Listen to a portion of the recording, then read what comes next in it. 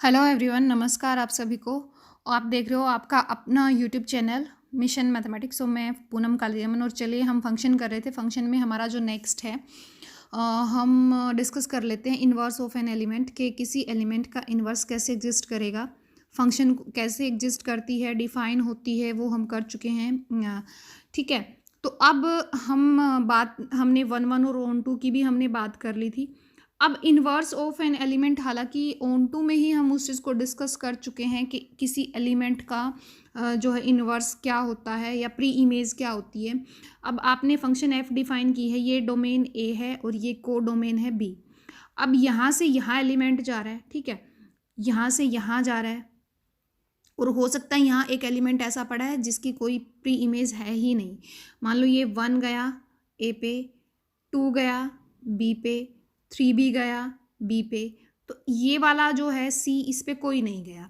तो अगर आपको कहे कि एफ इन्वर्स ऑफ ए जो है वो क्या है आपका 1 है, और एफ इन्वर्स बी जो है वो क्या है आपका, वो 2 भी है और 3 भी है, ठीक है। और एफ इन्वर्स ऑफ सी क्या है, डज नॉट एग्जिस्ट, ठीक है, डज नॉट एग्जिस्ट। तो इसका मतलब ये हुआ, यहाँ से आपने एक चीज़ देखी कि किसी एलिमेंट का इन्वर्स हो सकता है एग्जिस्ट ही ना करे, जैसे इस केस में एग्जिस्ट नहीं किया। हो सकता है कि वो एग्जिस्ट करता हो और यूनिक हो सकता है वो एग्जिस्ट करता हो लेकिन एक से ज़्यादा पॉइंट पे जाता हो। समझ रहे हो ना आप मेरी बात। वो डिपेंड करेगा कि फंक्शन आपकी, अगर फंक्शन आपकी देखो, फंक्शन आपकी 1 1 है, अगर फंक्शन 1 1 गिवन है तो हर एलिमेंट की इधर अगर 1 1 है, एक को एक पे ही लेके जा रही है, ठीक है। तो इन्वर्स इमेज एलिमेंट की क्या क्या हो सकती है, या तो यूनिक होगी, या तो क्या होगी, यूनिक होगी, या फिर क्या होगी आपकी एग्जिस्ट ही नहीं करेगी। हो सकता है ना 1 1 में कि एक आधा एक्स्ट्रा बच जाए यहाँ पे, लेकिन एक को एक ही मिले, तो वो 1 1 है। तो 1 1 है फंक्शन, तो इन्वर्स इमेज या तो एक ही होगी, सिंगल ही होगी, या फिर एग्जिस्ट ही नहीं करेगी। बट अगर फंक्शन मैनी 1 हुई तो क्या चांस रहेगा, फंक्शन मैनी 1 हुई तो तीनों चांस रहेंगे। ऊपर वाला हो सकता है कि एग्जिस्ट करती हो पर सिंगल हो सकता है एग्जिस्ट करती हो पर एक से ज़्यादा हो सकता है एग्जिस्ट ही ना करे, ठीक है। और फंक्शन अगर ऑन टू हुई, अभी फंक्शन ऑन टू तब होती है जब हर एलिमेंट की, ठीक है, एवरी एलिमेंट की इन्वर्स इमेज हो को डोमेन के, किसकी, को डोमेन के हर एलिमेंट की इन्वर्स इमेज हो, एग्जिस्ट करती हो, ठीक है। एवरी एलिमेंट की इन्वर्स इमेज होगी तभी जो है कोडोमेन के हर एलिमेंट की इन्वर्स इमेज होगी, तभी जो है फंक्शन जो है ऑन टू होगी। मतलब जो ये डज नॉट एग्जिस्ट वाली कंडीशन जहाँ ना हो तभी फंक्शन क्या होगी आपकी, ऑन टू होगी। ये छोटी छोटी बातें थी जो आपको क्लियर हो गई होंगी, ठीक है। तो अभी ये एक एग्जाम्पल यहाँ पे गिवन है, इसको देख लेते हैं, ठीक है। कि ये क्या कह रहा है आपको, ये क्या कह रहा है कि फंक्शन एफ है वो इंजेक्टिव है, इंजेक्टिव मतलब 1 1 है, ठीक है। डोमेन है एक्स वाई और जेड, ठीक है। रेंज में कौन है, 1 2 और 3, ये रेंज है ना कि कोडोमेन है। कोडोमेन में तो एक्स्ट्रा भी हो सकती है ना, रेंज से इक्वल भी हो सकती है पर एक्स्ट्रा भी हो सकते हैं, ठीक है। तो आगे क्या कह रहा है, such that exactly one of the following statement is correct and the remaining are false. इस बात पे आप ध्यान दो, उसने कहा है कि एक बात है जो सच है, बाकी की फिर एक इसमें से अगर आपने इसको सच मान लिया तो ये फॉल्स हो गई, अगर आपने इसको सच मान लिया तो ये और ये फॉल्स हो गई, फर्स्ट और लास्ट। समझ रहे हो ना मेरी बात। और अगर आपने लास्ट को सच मान लिया तो फिर ये दोनों फॉल्स हो जाएंगी, ठीक है। तो ये चीज़ ये यहाँ पे स्टेटमेंट में बोल रहा है, ये चीज़ आपको क्लियर हो गई कि स्टेटमेंट वाला आपको क्या बता रहा है।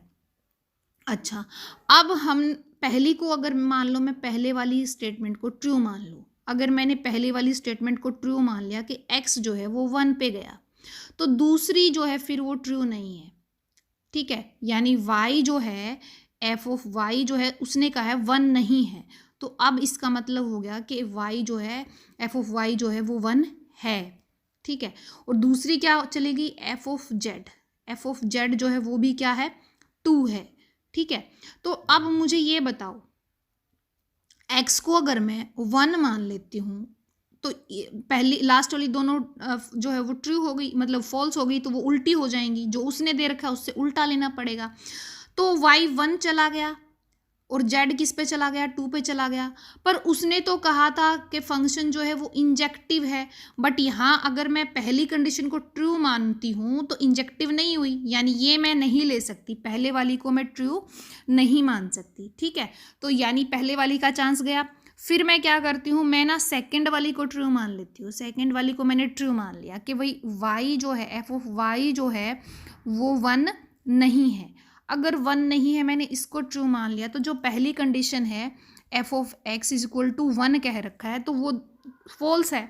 तो यानी वो फॉल्स है, तो इसका मतलब वो भी 1 नहीं है। दूसरी उसने क्या कहा है, एफ ऑफ जेड जो है वो 2 नहीं है, पर मुझे इसका उल्टा लेना है, तो उसको मैंने क्या लिया, वो 2 है।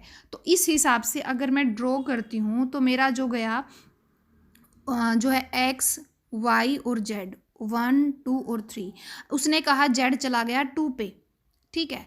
और अब क्या है कि y जो है, एफ ऑफ y जो है वो भी 1 नहीं है, और जो x है वो भी 1 नहीं है। तो इसका मतलब ये दोनों ही 3 पे जाएंगे। तो अभी भी ये 1 1 नहीं हुई, पर उसने तो स्टेटमेंट में ये बोल रखा है कि वो 1 1 है, इंजेक्टिव है। तो इसका मतलब दूसरा को अगर मैं ट्रू लेती हूँ तो वो भी मेरा जो है फुलफिल नहीं करता कंडीशंस को।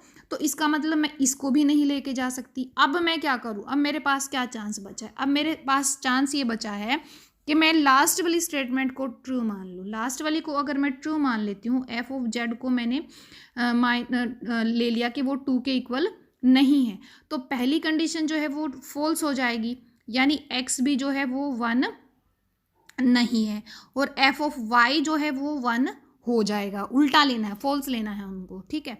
तो अब एक्स वाई और जेड 1 2 और 3, अब देखो मेरे पास क्या आया, y जो है एफ ऑफ वाई गया 1 पे, ठीक है। उसने कहा है कि एफ ऑफ वाई 1 पे चला जाए और एफ ऑफ एक्स 1 नहीं होना चाहिए। एफ ऑफ एक्स 1 नहीं है यहाँ पे। दूसरी उसने क्या कहा है, एफ ऑफ जेड 2 नहीं होना चाहिए। अब अगर 1 1 है तो y तो 1 पे चला गया, अब z का जो है 2 पे वो जा नहीं सकता इस कंडीशन से, तो z कहाँ जाएगा, 3 पे जा सकता है। और x कहा है उसने 1 नहीं है, 1 नहीं है तो इसका मतलब या तो 2 हो सकता है या 3 हो सकता है, पर अगर वो 1 1 है तो x किस पे चला जाएगा, 2 पे। तो अब देखो यहाँ पे मेरी ये बातें भी जो है सेटिस्फाई हो रही है और 1 1 भी होती है।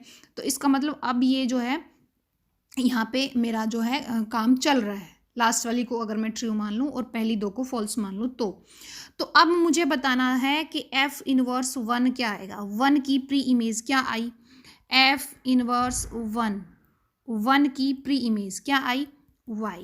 तो एफ इनवर्स जो 1 है वो क्या आया, y आया, यानी b is the right option रहेगा, ठीक है। तो इस तरह से ये आपका क्वेश्चन हो जाएगा। यहाँ से कुछ चीज़ें आपको क्लियर हुई होंगी। तो हम बात कर लेते हैं क्या, इनवर्स ऑफ अ फंक्शन, के किसी फंक्शन का जो है इनवर्स कब एग्जिस्ट करता है, ठीक है, उसकी हम बात कर लेते हैं। हालांकि शायद हम ऑन टू की बात कर चुके हैं, हम इनवर्स की नहीं बात की। फंक्शन हमने यहाँ से यहाँ डिफाइन कर दी।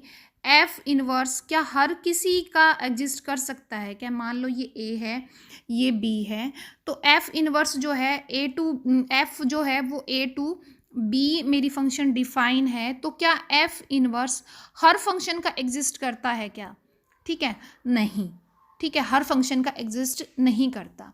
तो फिर किसका एग्जिस्ट करेगा, एफ इनवर्स उसी का एग्जिस्ट करेगा जो फंक्शन ऑन टू होगी, जो फंक्शन ऑन टू होगी उसी का एफ इनवर्स एग्जिस्ट करेगा।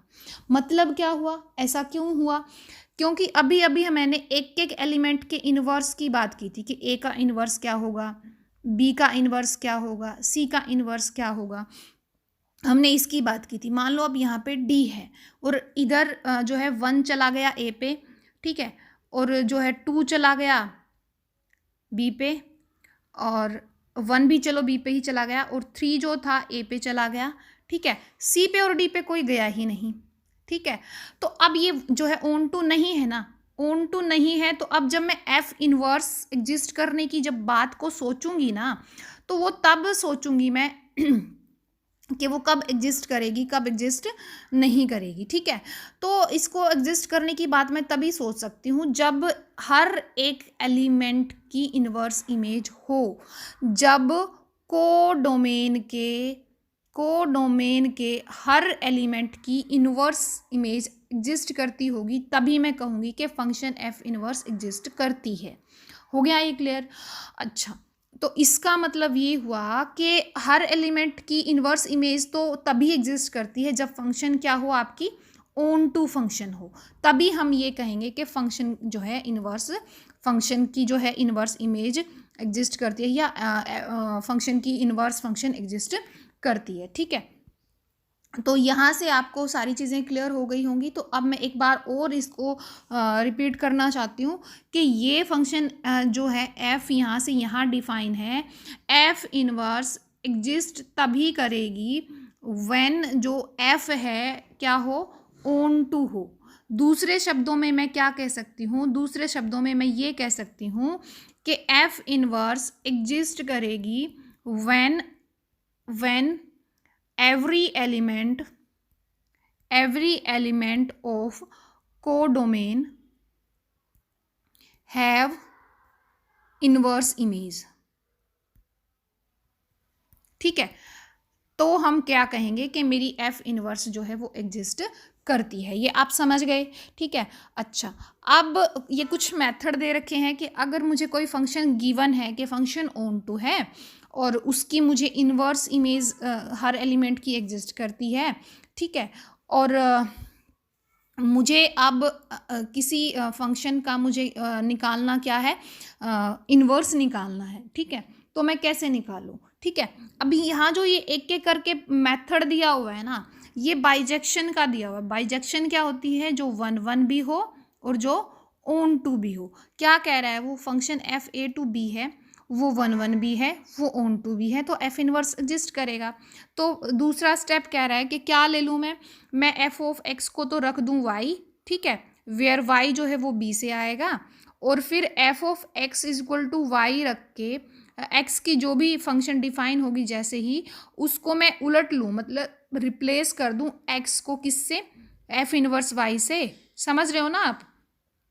और फिर मैं उसको पूरे को सोल्व कर दूँ तो मेरे वहाँ से जो है इन्वर्स ऑफ एफ जो है वो मैं ऑब्टेन कर पाऊँगी। ठीक है, फॉर एग्जांपल इसको हम एग्जांपल अगर मैं लेके चलूँ तो एग्जांपल हम एफ ऑफ एक्स जैसे हमने ले लिया 3x-5, तो ये जो है आपकी फंक्शन जो रहेगी ये 1 1 भी रहेगी और ये ऑन टू भी रहेगी, क्योंकि इसका जो ग्राफ आएगा वो एक लाइन आएगा। ठीक है, वो देख लेना आप कैसे आएगा।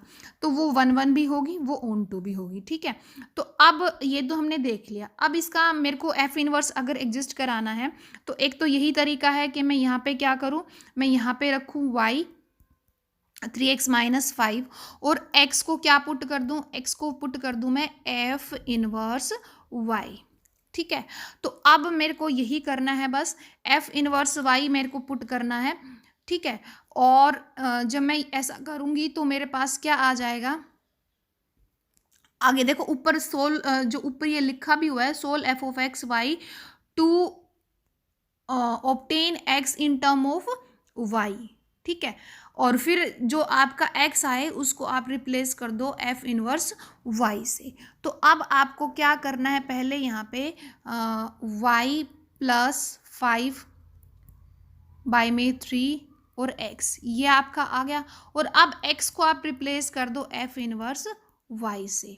ठीक है, तो ये जो आ गई आपकी क्या आ गई, ये आपकी इनवर्स फंक्शन आ गई। लास्ट में चाहो तो इसको आप f इनवर्स x में भी लिख सकते हो कि f इनवर्स x जो है x प्लस 5/3 आप लिख सकते हो। इसका आंसर जो है ये रहेगा कि f जो ऊपर वाली फंक्शन है इसकी जो इनवर्स फंक्शन है वो आपकी ऐसे रहेगी। ठीक है, तो ये इस तरह से काम करेगा। हो गया होगा ये आपको क्लियर? अच्छा, तो ये इन्वर्स फंक्शन को निकालने का तरीका है। इसके अलावा और भी मुझे कुछ करना था शायद। हाँ,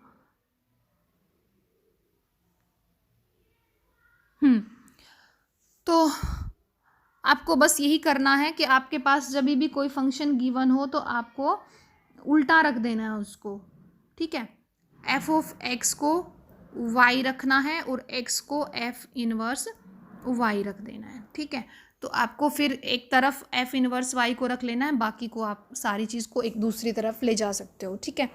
अच्छा, अब हम बात कर लेते हैं कि दो फंक्शंस की जो है कंपोजिशन कैसे काम करती है। दो फंक्शंस की जो कंपोजिशन है वो कैसे काम आपकी करती है, ठीक है। वो आपकी कैसे काम करेगी, दो फंक्शंस की अगर आप कंपोजिशन की बात करते हैं तो कैसे काम करेगी। मान लो आपके पास एक फंक्शन एफ गिवन है। एफ जो है वो एक फंक्शन है ए टू बी। जी एक फंक्शन है, ठीक है, वो है आपकी डी टू आर, ले लो कुछ भी ले लो, ठीक है। तो अब कंपोजिशन, पहली बात तो ये कि कंपोजिशन अगर मैं लेना चाहती हूँ तो तभी ले सकती हूँ। पहले जैसे मैं कंपोजिशन लेना चाहती हूँ कि पहले मेरा ए टू बी गया, एफ लेके गया, फिर बी से आगे जो है कौन लेके जाएगा। कंपोजिशन एग्जिस्ट ही तब कर सकती है, कहने का मतलब कंपोजिशन बन ही तब सकती है कि जहाँ से पहली फंक्शन ले जाके छोड़े दूसरी फंक्शन वहीं से शुरू हो, दूसरी फंक्शन वहीं से शुरू हो। और ऐसा तब हो सकता है जब जो है बी कंटेन करता हो डी के अंदर, बी जो है वो डी का ही हिस्सा हो, ठीक है, तभी आपका ऐसा हो सकता है, अदरवाइज वो नहीं हो सकता, ठीक है। यानी इसका मतलब ये हुआ कि कोडोमेन जो है, कोडोमेन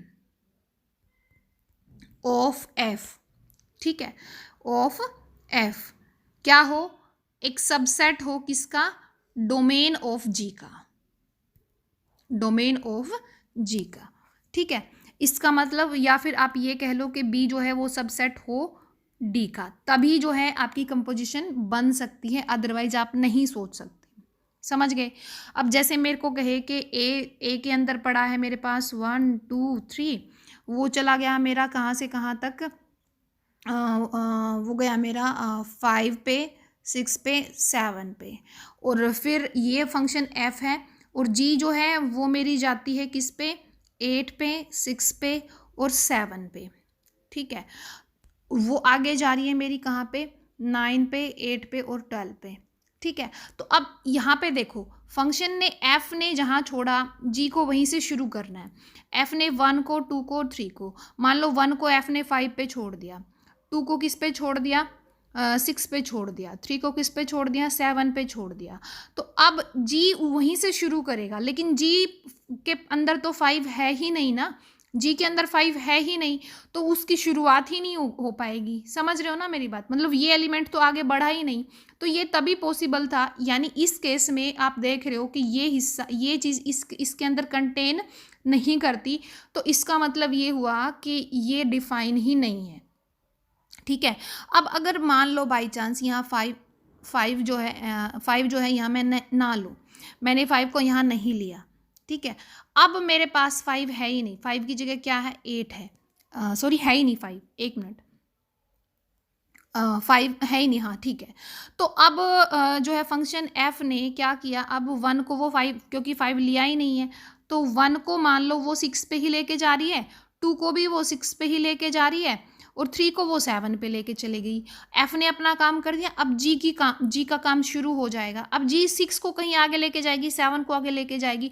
हालांकि 8 देखो इधर एफ के लास्ट में या कोडोमेन में नहीं था, बट जी के डोमेन में है, तो वो एफ अपने हिसाब से 8 को भी आगे ले जाएगी, ठीक है। मतलब उसके सारे एलिमेंट को, उसकी कोडोमेन के सारे एलिमेंट जी की डोमेन में होने चाहिए, तभी जो है कंपोजिशन बन सकती है, अदरवाइज वो नहीं बनेगी, ठीक है। ये आपको क्लियर हो गया कि कंपोजिशन होती क्या है। कंपोजिशन एक तरह से रिले रेस की तरह है, ठीक है। पहले शुरुआत करी एफ ने, लास्ट में ख़त्म किसने किया, जी ने, लास्ट में ख़त्म किसने कर दिया, जी ने, ठीक है। अब इसको हम लिखेंगे कैसे, इसको हम उल्टा लिखते हैं भाई। फंक्शन आप मान लो ये ए था, ये बी था और ये सी था। अब पहले एफ लेके गई, फिर जी लेके गई, अब ए से सी तक आपका पहले कौन लेके गया, एफ ऑफ एक्स, लास्ट में कौन लेके गया है, जी, ठीक है, तो यानी जी ऑफ एफ लिखी जाएगी, समझ रहे हो।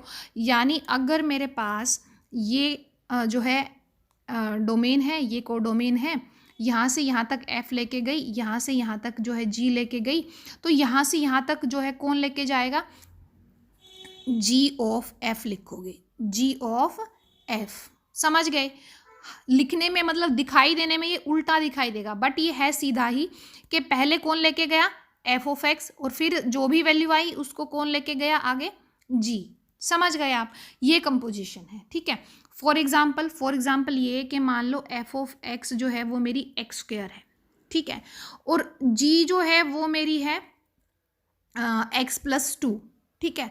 तो अब मेरे पास अगर मैं यहाँ पे रियल लाइन से रियल लाइन पे ही काम कर रही हूँ, मान लो मैं रियल से रियल पे ही काम कर रही हूँ, ठीक है।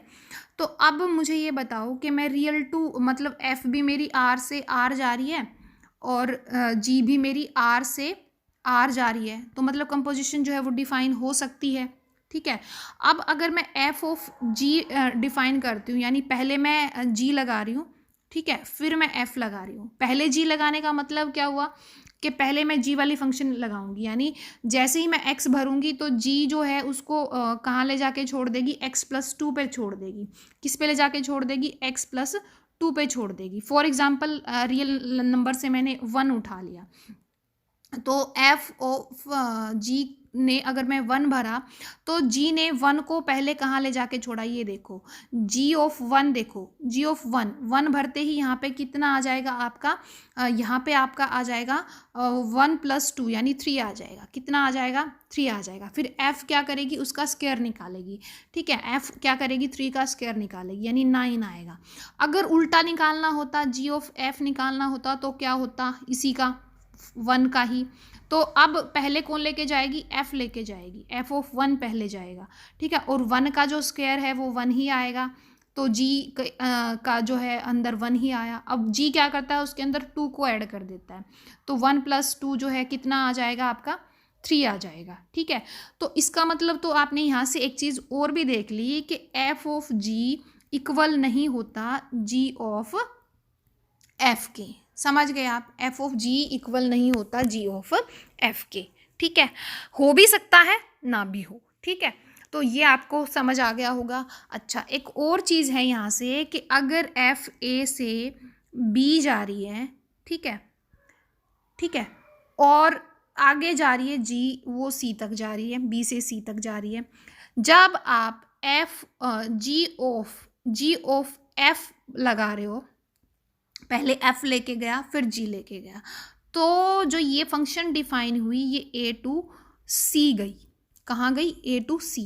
और जब आप एफ ऑफ जी बोलते हो तो पहले कौन गया, जी गया, जी कहाँ से कहाँ जाएगा, जी गया बी से सी तक, जी गया बी से सी तक, फिर आगे कौन लेके जाएगा, एफ लेके जाएगा, एफ कहाँ से कहाँ लेके जाएगा आपका, 1 मिनट, एफ कहाँ से कहाँ लेके जाएगा आपका, ए टू बी लेके जाएगा। तो क्या वो डिफाइन हो पाएगा, नहीं हो पाएगा।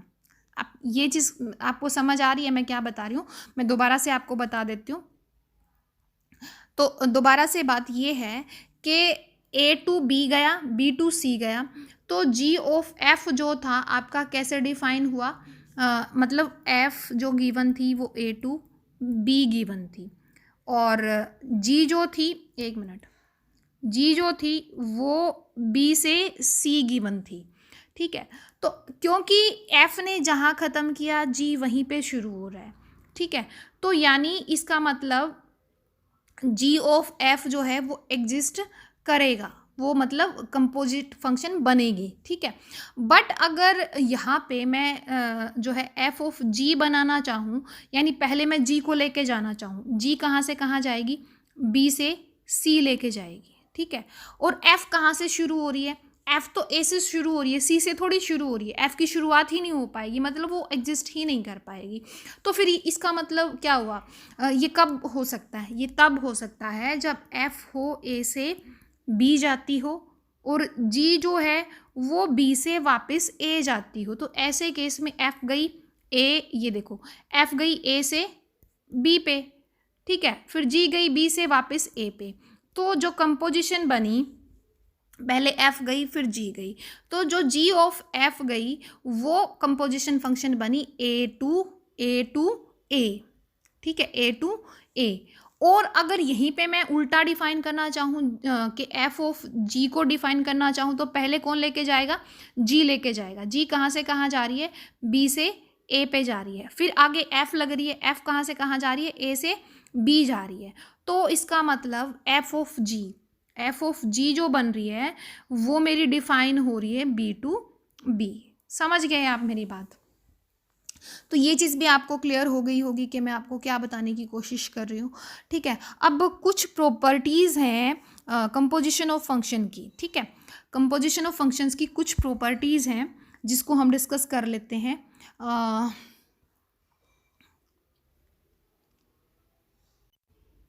तो कुछ प्रॉपर्टीज़ है कंपोजिशन ऑफ फंक्शन की, उस प्रॉपर्टीज़ को भी हम देख लेते हैं। पहली जो प्रॉपर्टी है, फर्स्ट प्रॉपर्टी यहाँ नहीं है इमेज में। फर्स्ट जो प्रॉपर्टी है, फर्स्ट प्रॉपर्टी आपकी वही है कि एफ ऑफ जी जो है वो इक्वल नहीं होता जी ऑफ एफ के। ठीक है, तो मतलब वो कम्यूटेटिव नहीं होता। Composition of two function is not commutative. First property ये है। सेकेंड प्रॉपर्टी क्या कह रही है यहाँ पे कि the composition of function is associative. Associative होने का मतलब क्या है, एफ ऑफ जी लगा रहे हो, जो भी आ रहा है उसके साथ आप एच एक तीसरी फंक्शन ले ली। मतलब आप कंपोजिशन दो की नहीं कर सकते, दो से ज़्यादा की भी कर सकते हो। और या फिर आप ऐसे भी कर सकते हो कि पहले आपने जी ऑफ एच लगाया और उसके बाद लगाने के बाद आप एफ को लेके जा रहे हो, तो ये इसके इक्वल रहेगा, यानी एसोसिएटिव होती है बट कॉम्यूटेटिव नहीं होती। कॉम्यूटेटिव का मतलब होता है आगे से पीछे रख देना, जैसे एफ पहले था फिर जी है। ठीक है, पर इसका मतलब उल्टा होता है कि पहले जी लेके जा रहा है फंक्शन को आगे और फिर एफ लेके जा रहा है, तो ये इसके इक्वल यहाँ पे नहीं होती। ठीक है, तीसरी प्रॉपर्टी क्या कह रहा है कि composition of two bijection is a bijection. Bijection मतलब 1-1 भी हो, ऑन टू भी हो। मतलब एफ जो है वो ए से बी जा रही है और वो क्या है आपकी, वो 1-1 भी है और वो ऑन टू भी है। जी जो है वो आपकी बी से कहीं सी जा रही है, ठीक है, और वो भी 1-1 भी है, वो ऑन टू भी है। तो आपको पता है कि यहाँ पे आपके पास पहले कौन लेके गई, एफ, बाद में कौन लेके गई, जी। तो जी ऑफ एफ जो है वो कंपोजिशन बनती है। और अगर एफ भी 1-1 थी, ऑन टू थी, जी भी 1-1 थी, ऑन टू थी, तो f of g of f जो रहेगा वो भी क्या रहेगी, वो भी बाइजेक्शन रहने वाली है। ठीक है, थर्ड प्रॉपर्टी आपकी ये आ गई। ठीक है, अब फोर्थ प्रॉपर्टी के बारे में बात कर लेते हैं। फोर्थ प्रॉपर्टी क्या कह रही है, फोर्थ प्रॉपर्टी ये कह रही है एफ गई ए से बी।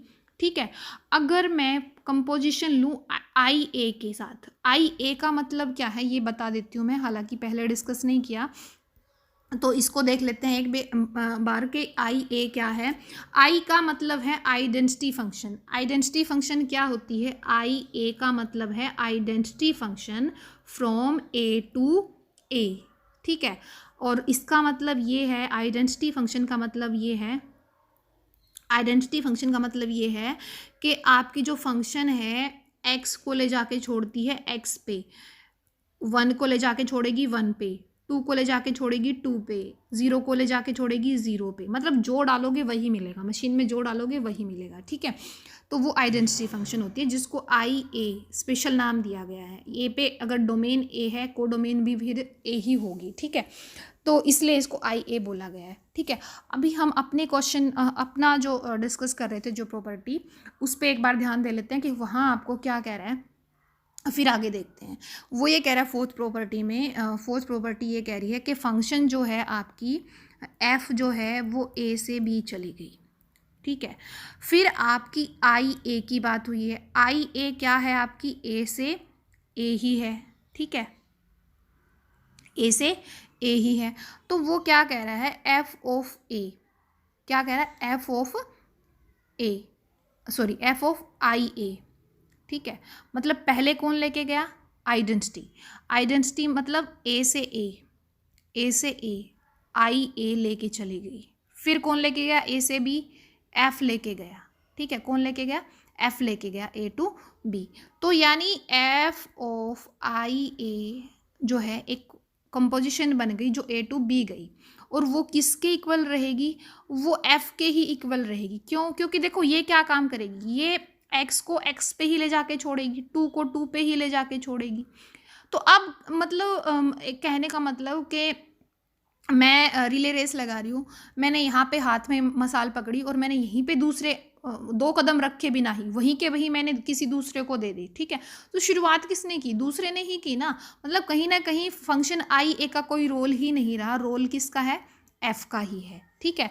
ऐसे ही उल्टा भी हो सकता है, आई बी ऑफ एफ, वो भी किसके इक्वल आएगी? एफ के इक्वल आएगी। आई बी का मतलब क्या हुआ? आइडेंटिटी फंक्शन बी से बी तक जा रही है। अब पहले कौन लेके गया? एफ लेके गया। एफ ने क्या किया? एफ ने जो है ए से बी पे ले जाके छोड़ दिया, ए से बी पे ले जाके छोड़ दिया। अब आगे कौन लेके जा रहा है? आगे लेके जा रहा है आई बी, वो बी पे ही ले जाके छोड़ेगा। एफ ने जिसको जहाँ छोड़ा था आई बी उसको वहीं पे छोड़ देगा। मतलब एक तरह से आई बी ऑफ एफ भी एफ ही आएगी। अब इसका मतलब ये है कि आइडेंटिटी फंक्शन के साथ कंपोजिशन करोगे तो वापस फंक्शन ही आ जाएगी। आइडेंटिटी फंक्शन के साथ कंपोजिशन करोगे, चाहे आगे करो चाहे पीछे करो, तो वापस क्या मिलेगी? फंक्शन ही मिलेगी, ठीक है। कंपोजिशन किसकी हो रही है? फंक्शंस की हो रही है, ठीक है। तो ये आपको क्लियर हो गया होगा। जो है आपकी फोर्थ प्रॉपर्टी जो है क्या कहती है। अब बात करते हैं फिफ्थ प्रॉपर्टी की।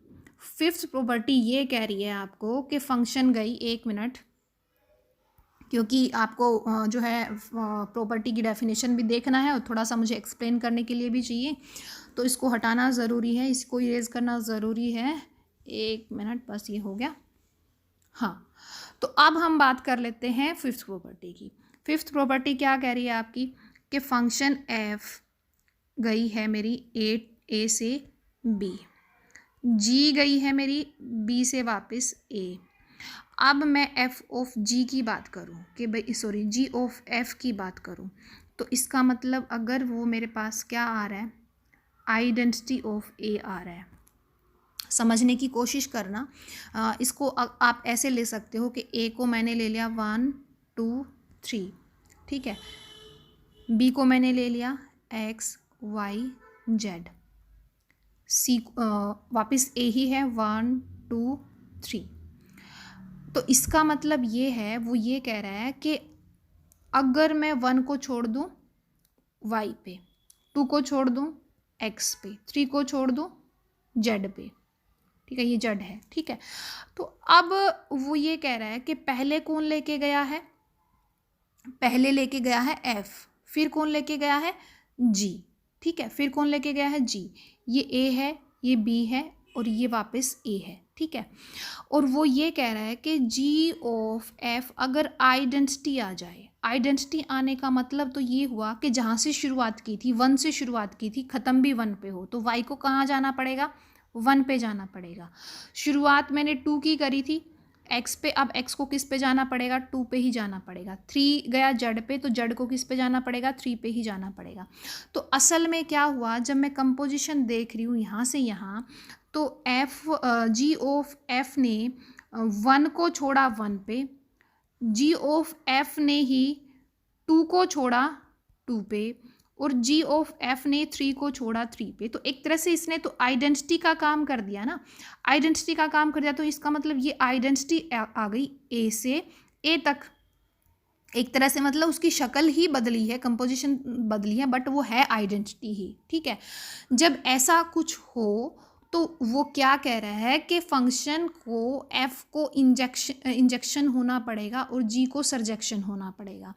एफ को इंजेक्शन होना पड़ेगा, देखो 1 1 ही है ना, इंजेक्शन मतलब 1 1, एफ को क्या होना पड़ेगा? इंजेक्शन यानी 1 1, और जी को क्या होना पड़ेगा?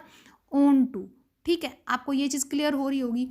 क्यों? क्योंकि ऑन टू एक भी एलिमेंट इधर छूट गया तो वो जो है आइडेंटिटी होने से वाली कंडीशन से बच जाएगी, ठीक है। और इसने अगर मैनी 1 हो गई तो भी वो आगे जाने में उसको प्रॉब्लम होगी, उसी एलिमेंट को उसी पे छोड़ने में प्रॉब्लम होगी। मतलब अगर कहने का मतलब ये प्रॉपर्टी ये बोल रही है कि अगर 2 फंक्शन की कंपोजिशन आपकी अगर आइडेंटिटी आ जाती है, आइडेंटिटी अगर आ रही है, तो पहले कौन लेके गया था? एफ, फिर कौन लेके गया है, जी। तो पहले वाली को 1 1 होना पड़ेगा और दूसरे वाली को ऑन टू होना पड़ेगा। समझ गए आप। और 6 प्रॉपर्टी इसके उल्टा है, फंक्शन ए टू बी है, जी बी से ए है। अब ऊपर वाली में तो जी ऑफ एफ को डिफाइन किया हुआ था, नीचे वाली में एफ ऑफ जी को डिफाइन किया हुआ, मतलब 5th और 6th प्रॉपर्टी एक ही है, बस उसको जो है कंपोजिशन को आगे से पीछे कर दिया। अब आपका एफ ऑफ जी हो गया, तो पहले अब आइडेंटिटी आएगी कहाँ से कहाँ, बी से बी। पहले कौन लेके गया, जी लेके गया, जी लेके गया है बी से ए पे, फिर एफ लेके गया है ए से वापस बी पे। अगर मेरे पास एफ ऑफ जी आइडेंटिटी आती है तो पहली को क्या होना पड़ेगा, 1 1, दूसरी को क्या होना पड़ेगा, ऑन टू। और यही बात आपको वहाँ ऊपर प्रॉपर्टी में बताई हुई है, ठीक है, कि पहली को इंजेक्शन होना पड़ेगा, दूसरी को सरजेक्शन होना पड़ेगा, ठीक है। तो ये दोनों 5th और 6th डिफरेंट प्रॉपर्टी ना होके एक तरह से एक ही प्रॉपर्टी है, ठीक है। अब इम्पोर्टेंट है आपकी 7th प्रॉपर्टी। 7th प्रॉपर्टी में आपको क्या कह रहा है, 7th प्रॉपर्टी में वो ये बोल रहा है कि composition of two functions F and G, अगर एफ जी ऑफ एफ आपको दिया हुआ है तो ए से सी वो जा रही है और वो ऑन टू है, क्या है वो, ऑन टू है, यानी यहाँ से यहाँ जो कंपोजिशन बन रही है, पहले कौन गया है, पहले गया है आपका एफ, फिर कौन गया है, जी। तो जो जी ऑफ एफ है अगर वो ऑन टू है, ऑन टू का मतलब है कि इधर की सभी को क्या मिल रही है, प्री इमेज मिल रही है, इधर के सभी को क्या मिल रही है, प्री इमेज मिल रही है। तो आपको एक चीज़ दिखाई दे रही होगी कि ऐसी कंडीशन के लिए जी का ऑन टू होना, सब जो लास्ट में गई है, जो लास्ट में गई है उसका ऑन टू होना जरूरी है, क्योंकि लास्ट में कौन लेके गया, जी लेके गया। जी ऑन टू है तो कंपोजिशन ऑन टू होगी, जी ऑन टू नहीं हुआ तो कंपोजिशन ऑन टू नहीं होगी। तो ये जो फर्स्ट प्रॉपर्टी है वो यही कह रही है कि अगर कंपोजिशन ऑन टू है, कंपोजिशन अगर आपकी ऑन टू है तो इसका मतलब यही है कि जो लास्ट में गया है उसको ऑन टू होना पड़ेगा, ठीक है। हो गया आपको क्लियर। इसमें आपको ये यहाँ से आपको फिगर से आपको क्लियर हो गया होगा कि ये भी, इसको भी प्री इमेज मिले, इसको भी मिले, इसको भी मिले, इसको भी मिले, तो ये काम कौन करेगा, लास्ट में जी करेगा। कंपोजिशन ऑन टू तो जी ऑन टू, ठीक है, और कंपोजिशन ऑन टू नहीं तो जी भी ऑन टू नहीं है इसका मतलब, या फिर जी ऑन टू नहीं है तो कंपोजिशन ऑन टू नहीं है, ठीक है। हो गया आपको ये क्लियर।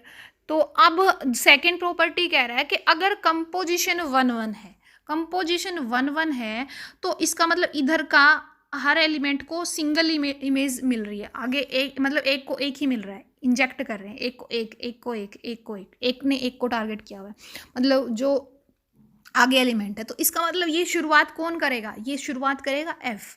तो अगर मेरे पास कंपोजिशन 1 1 है तो जिससे शुरुआत करी, शुरुआत किससे करी, एफ से की, तो एफ को 1 1 होना पड़ेगा।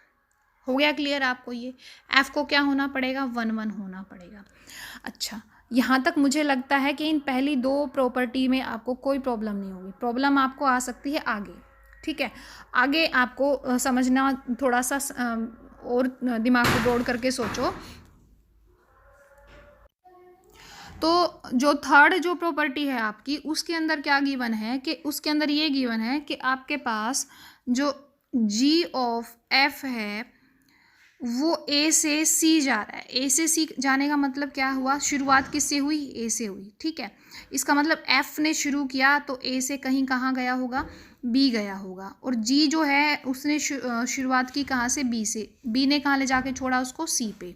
समझ गए आप। अगर वो आपकी ऑन टू है, अगर वो आपकी क्या है, ऑन टू है, ठीक है, वो ऑन टू आपको दे रखी है, तो कंडीशन क्या होनी चाहिए थी, लास्ट में कौन लेके गया है, जी लेके गया है, तो जी को क्या होना था, जी को क्या होना चाहिए था, ऊपर वाली प्रॉपर्टी के हिसाब से ऑन टू होना चाहिए था।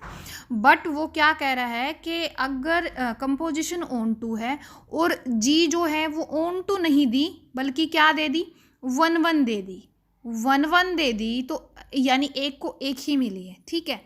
तो अब वो ये कह रहा है कि अगर होना तो ये चाहिए था कि पहले लेके गया कौन, एफ, फिर कौन लेके गया, जी, एफ पहले ले गया फिर जी ले गया, जी को ऑन टू होना चाहिए था, बट जी ऑन टू ना होके क्या है आपका 1 1 है।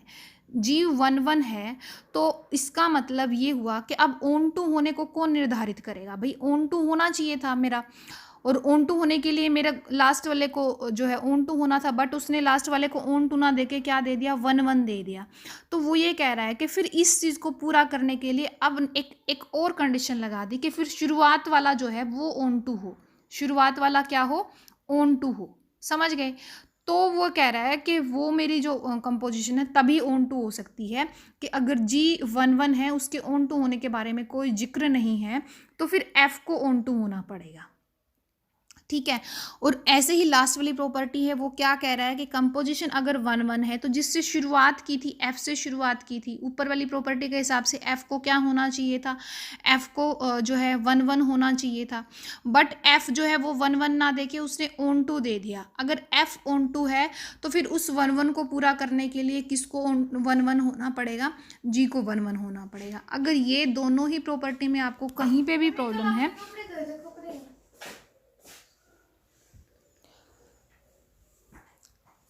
अगर यहाँ पे आपको दोनों प्रॉपर्टी में कहीं पे भी प्रॉब्लम है तो आप मेरे से पूछ लेना, मैसेज कर देना, मैं आपको क्लियर कर दूँगी। ठीक है। तो ये कुछ प्रॉपर्टीज़ थी कंपोजिशन की, और एक दो प्रॉपर्टी और हैं इन्वर्स की, वो भी आप देख लो। फर्स्ट जो प्रॉपर्टी है इन्वर्स की, वो ये कह रहा है कि अगर फंक्शन f वो बाइजेक्शन है, बाइजेक्शन का मतलब वो 1 1 भी है, वो ऑन टू भी है, तो जो f इन्वर्स आएगी वो भी बाइजेक्शन ही आएगी। ठीक है। और ये क्या कह रहा है कि यूनिक होगी। पहली बात तो ये कि बाइजेक्शन ही होगी, और f के लिए अगर f इनवर्स एग्जिस्ट करती है और f जो है अगर बाइजेक्शन है, तो f इनवर्स जो एग्जिस्ट करेगी वो क्या आएगी, यूनिक आएगी। ठीक है। ये चीज़ आपको क्लियर हो गई होगी। तो यहाँ से आपको एक चीज़ हुई होगी कि अगर f बाइजेक्शन ना हो, क्योंकि f इनवर्स एग्जिस्ट कब करेगा, जब ऑन टू हो f जब क्या हो, ऑन टू हो। और बाइजेक्शन का मतलब क्या है कि वो 1 1 भी हो। अगर वो 1 1 भी है और ऑन टू, तो उसको होना ही पड़ेगा f इनवर्स एग्जिस्ट करने के लिए। तो फिर जो f इनवर्स एग्जिस्ट करेगा ना, वो कैसा होगा, वो यूनिक होगा। वो कैसा होगा, यूनिक होगा। बट अगर वो 1 1 ना हो के मैनी 1 हो, मतलब ये ऐसे हो कि 1 2 3, यहाँ a पे गया, ये भी a पे गया, और ये गया आपका बी पे, तो ये आपकी ऑन टू है, एफ इनवर्स एग्जिस्ट करेगी। ठीक है। बट क्योंकि ये 1 1 नहीं है तो ये यूनिक भी नहीं होगी। क्यों नहीं होगी यूनिक, क्योंकि एफ इनवर्स ए जो है वो 1 भी है, और एफ इनवर्स ए जो है वो आपका 2 भी है, तो वो यूनिक नहीं होगी। ये हो गया क्लियर आपको, दो प्रॉपर्टी यहाँ से हो गई। ठीक है। अब दूसरा ये कह रहा है कि अगर आप ये कहते हो कि फंक्शन एफ है वो ए से बी पे है, और जी जो है वो बी से वापस ए है, और आप ये कहते हो कि आपने एफ ऑफ जी लगाया, यानी पहले कौन लेके गया, जी लेके गया, फिर कौन लेके गया, एफ लेके गया। जी ने कहाँ से शुरुआत की, बी शुरुआत की, तो आइडेंटिटी ऑफ बी आ जाए, तो आपको ये समझना चाहिए। और दूसरा क्या है, दूसरा ये है कि जी ऑफ एफ आइडेंटिटी ऑफ ए आ जाए। ये अगर आइडेंटिटी ऑफ बी आता हो, यानी आइडेंटिटी फंक्शन आता हो बी से बी, और ये आइडेंटिटी फंक्शन आता हो ए से ए, तो इसका मतलब ये है कि एफ का इन्वर्स जी है और जी का इन्वर्स एफ है। ये भी आपकी एक प्रॉपर्टी बनती है। ठीक है। यानी अगर दो कंपोजिशन का आप कंपोजिशन कर रहे हो और वो अगर आपका आइडेंटिटी आ जाए, तो इसका मतलब वो दोनों एक दूसरे की क्या हैं, वो एक दूसरे की इन्वर्स हैं। ठीक है। और एक और देख लो कि अगर आप एफ ऑफ जी एक कंपोजिशन लगा ली, या जी ऑफ एफ कंपोजिशन लगा ली, और आप उसका इन्वर्स एग्जिस्ट करता देख रहे हो, तो इसका मतलब एफ ऑफ जी को क्या होना पड़ेगा, ऑन टू होना पड़ेगा। ठीक है। और ये एग्जिस्ट तब करेगा जब ये ऑन टू होगी, और ये एग्जिस्ट करेगा तो इसको खोलोगे कैसे, ये आपका जो है ऐसे खुलेगा, आपका जी ऑफ एफ है तो फिर एफ इनवर्स आगे आ जाएगा ऑफ जी इनवर्स, ऐसे खुलेगा। ठीक है। मतलब आपके पास कंपोजिशन का इन्वर्स एग्जिस्ट करने के लिए एफ का भी इन्वर्स एग्जिस्ट करना चाहिए और जी का भी इन्वर्स एग्जिस्ट करना चाहिए। तो वहाँ पे आपकी एफ को भी ऑन टू होना पड़ेगा और जी को भी ऑन टू होना पड़ेगा, ठीक है। तो ये कुछ प्रॉपर्टीज़ थी।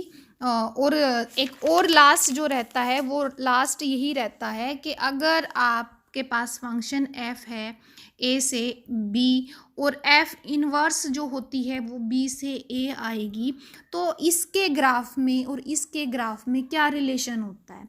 इन दोनों के ग्राफ में रिलेशन ये होता है कि मान लो आपके पास एफ ऑफ ए का ग्राफ ये चला गया, ठीक है।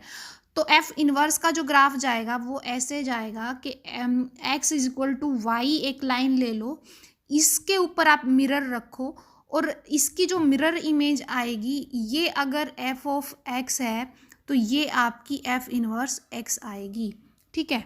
अगर आप इसको दूसरे कलर से करना चाहते हो तो आप ये कर सकते हो कि ये इसकी इनवर्स इमेज आई है, ठीक है, ये इनवर्स इमेज आई है। मिरर कहाँ पे रखा है? X is equal to y पे, ठीक है। और ये इमेज किसकी आई है? इमेज आई है ये आपकी इस वाले की, ठीक है। मतलब x is equal to y एक लाइन है जिसके ऊपर मिरर रखा है, तो जो भी ग्राफ आपका एफ ऑफ एक्स का है उसकी जो है मिरर इमेज आएगी, जहाँ पे मिरर आप किस पे रख रहे हो? y is equal to x पे रख रहे हो, ठीक है। ये इन दोनों के ग्राफ में रिलेशन होता है, ठीक है। तो आज की क्लास इतना काफ़ी है। अभी तो फंक्शन की हमने शुरुआत की है, अभी तो टाइप ऑफ फंक्शन भी हम करेंगे। तो अभी काफ़ी कुछ रहता है, ये मत सोचना कि अभी हमारा जो है ख़त्म हो गया, काफ़ी कुछ रहता है। आज की क्लास इतना काफ़ी है। Thank you, have a nice time.